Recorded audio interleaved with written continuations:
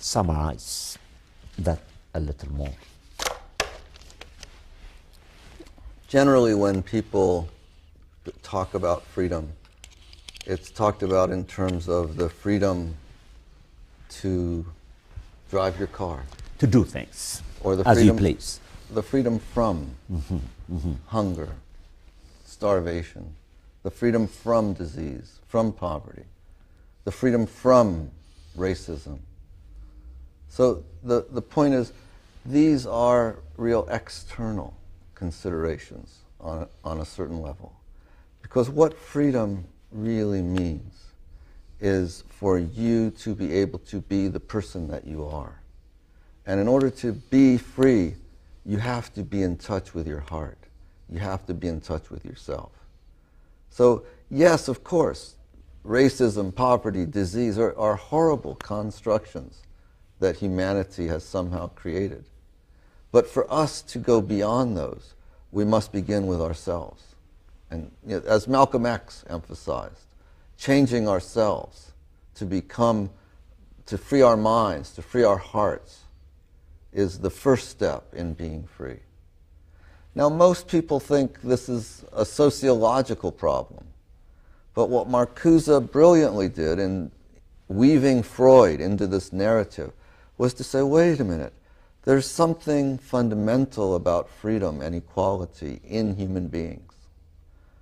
I know that if we took any 10 children, 5-year-old children, 4-year-old children, I bet even 3-year-old children, and put a birthday cake in front of them, cut that cake into 10 pieces, and then gave half the cake to one child, gave the rest to these children, and left those children with nothing, the children would all say, that's not right. That's not fair.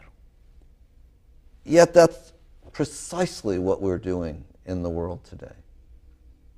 As I said, 773 billionaires have as much as half of humanity, of 3 billion people. And at the very edge, 1 billion people have nothing at all. How many years of education, Noam Chomsky likes to ask, does it take to tolerate that situation? Education, rationality in that sense, is an obstacle to freedom. Because freedom would mean expressing that instinctual need for equality that all of us have within us. And yet rationality becomes a means of obscuring that very impulse that we carry within us, of containing it, of saying some rationalization or another. Well, not much I can do about it. Well, it's always been that way. Well, I can't really make a difference. These are all rationalizations. And you'll notice that the term is very aptly used, that they are means of suppressing our instinctual impulse for equality and freedom. So I would very strongly hope that people listening to this program start to question rationality as a goal, as a beautiful means of being.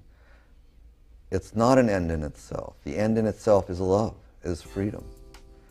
Call me a fool. I am a fool. Think about what a fool wants. A fool...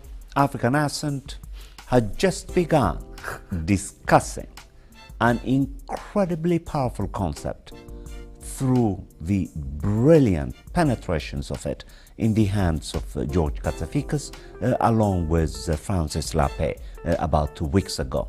African Ascent will commit itself to continue addressing the themes of freedom, irrationality and domination in a series of programs that I intend to work on. This has been your host, Dr. Theodoros Kiros. Thank you so much.